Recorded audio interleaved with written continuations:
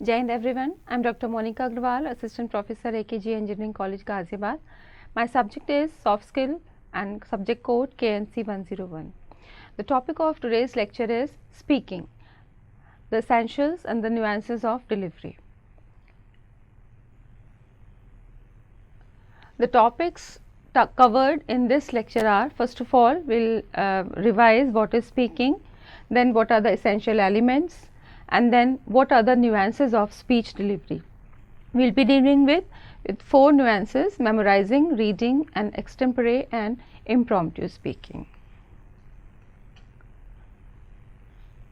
We know that every human language has 4 dimensions, and these dimensions are called 4 skills of a language: listening, speaking, reading, and writing. Listening and speaking are related to the sound form of any language, where the meaning is conveyed in the form of sound symbols which have definite meaning.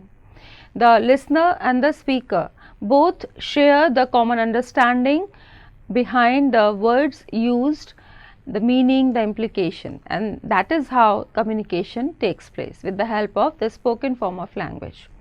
The other 2 skills are reading and writing. These skills are related to the written form of a language, where some written symbols are used as the script of that language, and that has a particular meaning. Okay, and the writer writes to induce the meaning in those words, and it is the skill of the reader who understands, right. So these are the 4 dimensions. First 2 are related to sound symbols and the next 2 are related to written symbol. Out of these 4, 2 are output skills and 2 are input skills, as speaking and writing are output skills, and listening and just reading are input skills. So this is how the communication takes place. We will be dealing with the spoken form of language, and that is the basic form of language, that is called speaking. It is the primary dimension of language, because through speaking we communicate our meaning, our feelings, our emotions and thoughts, and the speech is that human vocal communication in a particular language. We call it a speech when it becomes a meaningful vocal deliberation. So each language has some phonetic combination of vowels and consonant sounds. We know that primarily there are 2 types of sound in any language. So each language has this combination of vowels and consonant sounds which form the words, which form the sound of a words, and using those words in their semantic means in their meaning, means every sound symbol has a particular meaning when it is recognized as a word. So the action of conveying information or expressing one's feeling through speech is called speaking. When a person deliberately creates some meaningful sounds called words, and words go to make sentences and the sentences go to make speech. So we will be trying to understand what are the basic essential elements of speaking and how to deliver a good speech in front of an audience. First of all, we must understand that speaking should be meaningful, because it is the way to communicate some message, to share some message, some information with the other person. We must understand that what are the essential elements to determine or to decide upon before starting to speak. I have listed some of the essential basic elements that start with the purpose. No speaking should be purposeless. The speaking should always be because of some purpose. It should have a definite goal. I have written down certain basic purposes of speaking. See, In our daily life, we speak for various purposes, to connect with people, to have the connection with people, to help people, to seek the help of the people. There are various purposes. When it comes to some formal communication, some communication which is done for some professional purpose or some technical purpose, again there are various purposes which are called the objectives. So, before speaking, before deciding to speak something, the person, the speaker should know what is the purpose behind. And I have listed some of the purpose, like to inform, if we want to convey some meaning, some information, just to inform the person about something, that is the basic purpose. Okay. To instruct means, apart from informing, we want to help the people to do something, to understand something. Instruction means helping the person to do something in a particular way. Or we have to persuade a person, we have to convince a person, we have to make a person agree with us, or to take some decisions, or to take some actions according to our wish or what we want him to do. That is called persuasion. Or we are speaking just to amuse the other person, to entertain the other person, okay, or to motivate the other person, to counsel the other person. There are numerous purposes. So, before speaking, the speaker should understand and define what is the purpose of his attempt at speaking. So, that is the first thing. Then comes the persons. Who are the persons involved in that process of oral communication, the type of oral communication? And these persons, these communicators, one side are the sender or the speaker, on the other side is the receiver or the listener. Here we call it audience. The person who is giving the audience to the person means listening to the person. So, we must know who is going to listen to us, whether it is a single individual or a group of people. If we are facing a group of people, then what is the size of that group, means few people are there, or there are going to be large number of people. What is the texture, means what is the combination of people there, the age group, the interest, the technical level, the professional level, lot of things are there to be considered. So, we must know our audience, we must know, or we must have an idea about the level of understanding of the listener, because I have to, we have to, and you have to decide then what to tell and what should be the complexity in that. Okay. So, how I have to choose the words. So, the level of understanding should be known, or somewhat we should guess what is the level of understanding of the audience, and most particularly what is the interest of the audience, means why that person is giving the audience to us, why he or she is will be listening to us. So, what is the interest? So, we have to answer his or her interest in speaking to him or her. So, these are the essential things that we must know and determine before speaking. Then comes the content, means whatever thought, whatever idea we want to convey to the person, how that content should be encoded, what should be the choice of words, what should be the length of that message, what should be the channel to convey that message to the other, whether face to face communication or through some means of telecommunication. So, speech or speaking is done with the help of the medium air when we are facing the person face to face. Okay. So, we have to decide upon the content, we have to decide upon the you can say the channel, because our idea or thought which we want to convey as a message should be properly encoded, should be properly designed or organized, so that the chances of being misunderstood, the chances of being misinterpreted are less. So, the content we have to make a selection of the what part of information and how that information should be arranged. So, these things are important before speaking. Then comes context.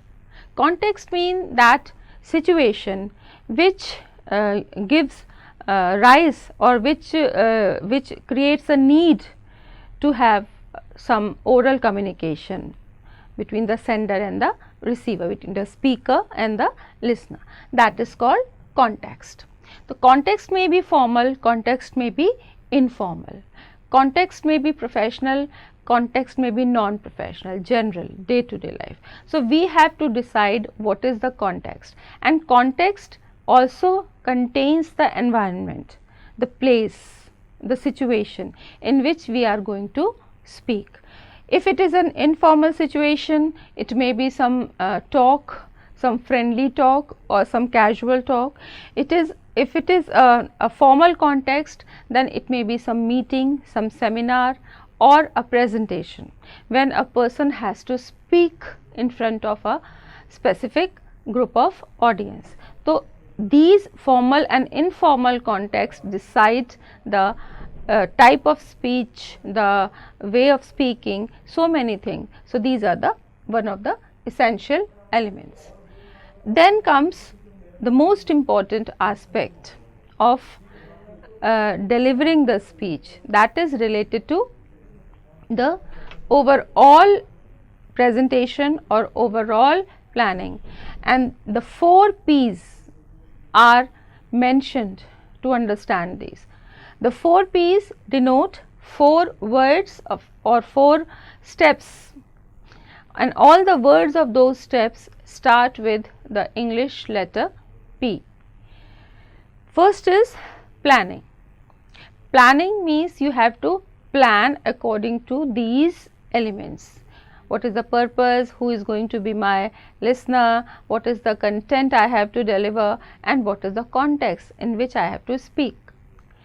That is the planning stage. So, after knowing these things, after determining these things, we plan about what will be the way, what will be the information, what will be the content, how will I organize it. These questions should be properly addressed. Then comes this step after planning, the preparation. We have to collect the relevant information, the supporting evidences. We have to decide how I should be clearer to my audience. So, what should I say, how should I prove, how should I establish my argument, okay? How should I convey my thought clearly to my audience. So, that is the preparation part. If it is some informal talk, then also this preparation is done, but on the spur of the moment within us. But if it is some formal talk, formal speech, for example in some presentation, okay, or in some conference or seminar, then we have to make a thorough preparation. We have to decide, we have to write, we have to prepare the content in the form of a manuscript, right. Then comes practice. For formal speaking, practice is must. We have to practice what we have prepared after planning, and that practice makes us confident, that practice reduces the chances of errors. Then comes presentation. Presentation means the actual speaking in front of an audience, a live audience, an actual conveying of the message in the oral form, that is the presentation, when you are actually talking or speaking to your audience in formal situations like in presentations and meetings. So, these are the essential elements. Planning and preparation is very important. I have said we must understand that how to plan and prepare for a formal speech. For example, if we have to make a presentation, since we are going to be a professional, we are getting prepared to become a professional, we must understand how to speak meaningfully, how to speak effectively in front of a formal audience. So, planning and preparation is the backbone of our success, right. So, good planning is the backbone of a good presentation. But equally important, and perhaps we can say that more important, is the manner of speech. Manner of speech means how we deliver our content in front of our audience. So, our basic concern here is how to deliver the prepared speech matter in front of the audience. It is the power of our speech that is going to play a magic, okay, that is going to turn a dull topic into, you can say, an interesting topic. Okay. On the other hand, if we are not very good at speech delivery, or we are making a bad presentation, and that will spoil the entire effort of planning and preparation. Actually, the focus of the audience is not only on the content but also on the presenter, on the speaker. So, it is our power of speech delivery which is going to catch the attention of the audience, which is going to make our audience remain interested throughout our speech. So, if we give a good delivery, then it is going to be an effective presentation. If we do not pay attention to our manner of delivery, then it is not going to be an effective presentation. So, once the speaker has planned how to make a presentation, once he has developed the content of his speech in the written form, prepared, organized the content of the speech, then he should begin practicing the delivery, and that practicing will depend upon the choice of the manner of speech, what manner of speech he is going to adopt during presentation.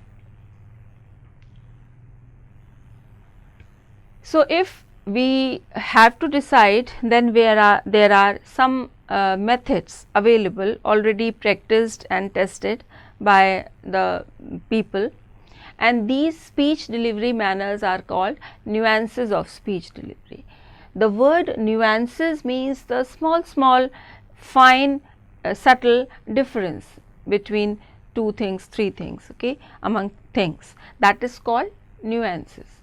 So, there is a variety of delivery modes, okay, but the speaker should make a judicious choice, and that choice which is easier to handle on his part and which is going to be effective for the delivery of that content which he is going to speak in front of the audience. So, some of the methods are listed here. I have given, these are the 4 basic, you can say, most practiced methods of speech delivery. First is memorizing the manuscript, second reading the manuscript, then extempore, or in common language it is called speaking from notes, and then impromptu speaking. So, we will know what does these speech delivery method mean one by one, and then we will try to understand what are the advantages and disadvantages. First of all, memorizing the manuscript. Manuscript, as is written here, is the handwritten matter or typed matter, the copy of that matter which is ready to be published, whether in the spoken form or in the printed form. That is called manuscript. Means that is the material which the speaker has prepared after collecting the information, just preparing everything, organizing the content in 3 parts, introduction part, main body, the conclusion. Means he has written down in black and white, he has prepared the speech. So, that is called manuscript. This method of presentation is that the speaker is going to memorize whatever he has prepared. Okay. It can be taken one of the easy method of speech. If you memorize something, you do not need to, you can say, learn, you do not need to understand anything, but it requires an extraordinary power to memorize. An extraordinary memorizer needs for adopting this kind of speech delivery method, since he or she has to memorize each and every line, the whole content. So, the chances are very high of forgetting the content, and if the presenter forgets the text, or just takes a pause, then his speech will sound still. He will be at loss of words, and that will create, you can say, an awkward situation, not only for the speaker but also for the audience. And if that mode of delivery does not accompany some relevant, some body language and expressions, then it is going to become a dull, a monotonous or a robotic type of speech delivery. And in every such case, the speaker will become a butt of ridicule. So, the extraordinary power to memorize the content is needed here, is the demand of adopting this kind of speech delivery mode. So, in long speeches, it is suggested that the speaker should avoid memorizing speeches. It is not possible to deliver the whole speech completely effectively with the help of this mode of speech delivery. But memorizing a quotation or memorizing a small part of your speech, like some quotation or like the opening paragraph of your speech, memorize it, learn some data to memorize some data, okay, or some few concluding remarks can be memorized. That will strengthen the speech, that will strengthen the delivery, and that will be helpful in impressing the audience. So, the part of our speech we can memorize, but we should not try and attempt at memorizing the whole speech, because there the chances of forgetting are very high. It is not possible to maintain a good eye contact with your speaker, with your audience. Speaker will be just trying to recall and then reproduce what he has or she has learnt. He or she will not be able to maintain a lively eye contact with the audience, the proper body language with the content. That is a must in a face-to-face communication, face-to-face communication. So, this type of speech delivery mode is not advisable to adopt for the whole presentation. The second mode is reading the manuscript. Here the manuscript which the speaker has prepared, it means that the speaker is going to read out the written material aloud during the speech. And this method is used whenever some complex or technical presentation is made, where some very complex data, some complex information is to be given through speech. This type of mode is adopted, and some description of some machine or some policy matter of an organization. And this is also an art, because reading intelligibly is an art. Okay.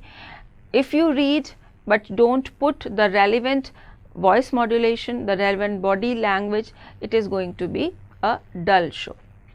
So, but this can be learnt after practice. Once the manuscript is prepared, the speaker can practice it a lot, read it again and again, read it aloud, to rehearse again and again, and that will give a command over the content. So, there the speaker may appear to be natural, otherwise it is going to be a very dull and one side type of communication. The speaker will not be able to connect his audience with his speech. So, reading word by word is called verbatim reporting. This verbatim reporting, the reader and the listener contact is often interrupted, because it is not possible to look at the audience to maintain a proper eye contact, because the speaker is busy reading from that manuscript. And so, this word by word reporting becomes dull and monotonous. So, these are the disadvantages of this mode of speech, that it is not possible to make it effective, it is not possible to make it spontaneous. So, effective manuscript reading and a speaker can adopt, but there he has to do some preparation. First thing, that he should be familiar with the text by reading it again and again. He should know in advance what he is going to read further. So, that will make him in a better position to deliver the content even by reading. Okay. Second thing is that he or she has to learn the right pronunciation of technical terms. He has to learn and practice a lot what are the right pronunciation of technical terms and words. Okay. And then only he will be able to maintain the proper flow, proper pause, proper intonation, proper paralinguistics. So that is possible only when the person practices reading from the manuscript a lot. So that can also be used only for the part of the speech. It is advisable that reading the manuscript should also be avoided for the long and the complete presentation, for long speeches. It can be adopted for a part of speech, but not for the whole speech. Then comes speaking from notes. It is popularly known as extempore.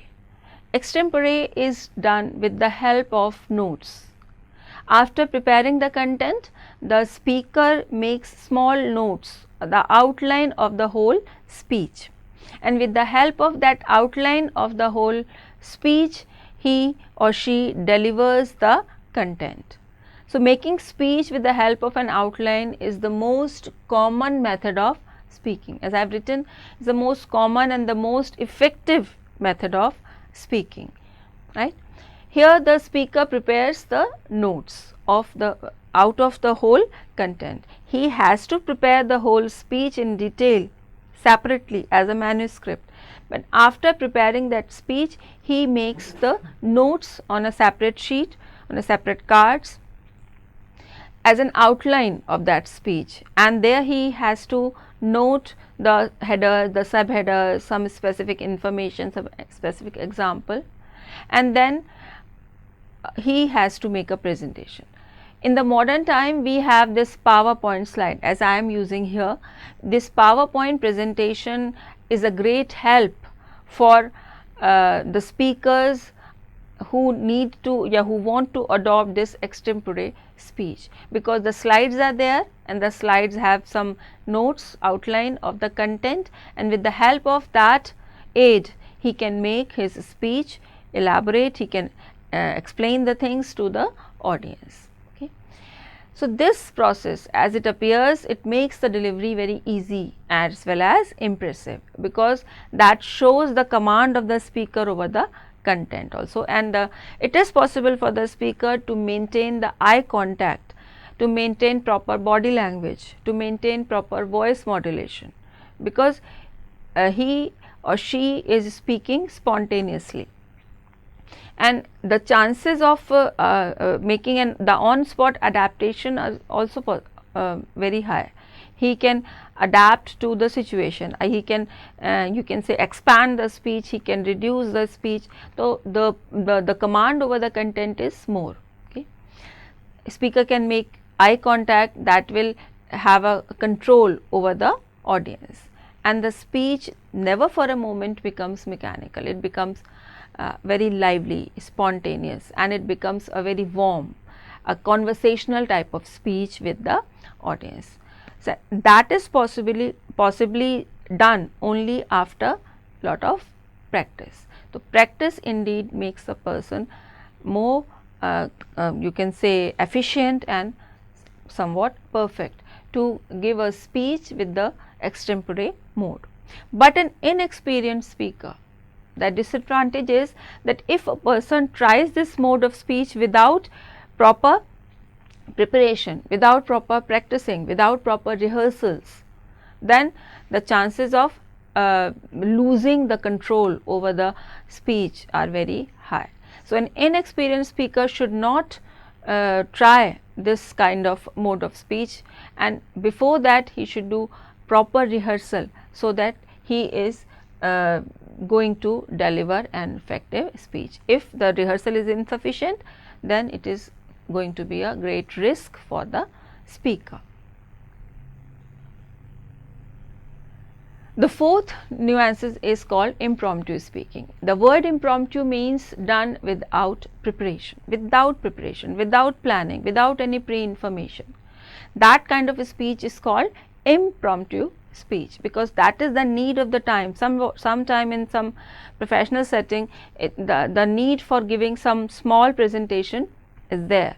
The person is not aware of that situation in advance, and he or she has not made any you can say formal preparation for that. So that kind of presentation or that kind of speaking is done impromptu. So that means a speech delivered without any preparation beforehand and without any rehearsal. If there is no preparation, there will be no rehearsal. So that is a totally unprepared, unrehearsed delivery of speech. In some meeting, a sudden requirement for making such speech arise.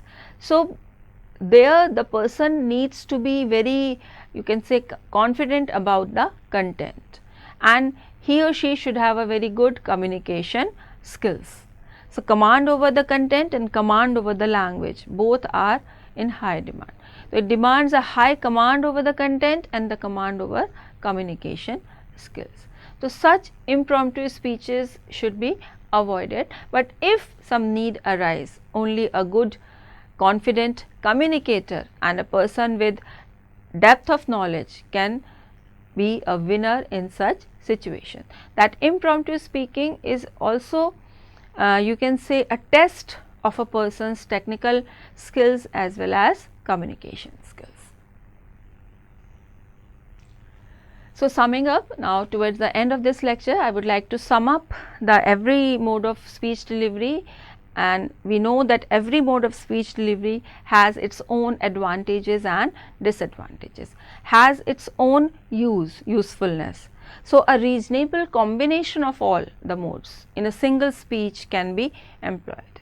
A good speaker, an experienced speaker, always maintains a reasonable combination of all the modes, as we have learnt that reading from manuscript does very well for some policy statement during the speech. If we have to give some policy statement of some matter which has its you can say sanctity, then we can use this mode, reading from manuscript. That part of speech can be delivered with reading. Memorizing the manuscript goes well for some quotations, for some data, some figures, or the starting and the speech with the learnt you can say story, anecdote, or anything. We can learn and memorize the initial statements or the introduction part of our speech. Okay. Extempore is very effective for overall general presentation. That is the most effective mode of presentation, and that is in fact the only way to convince or to impress our audience with the content and with the skills which we have, which a speaker has.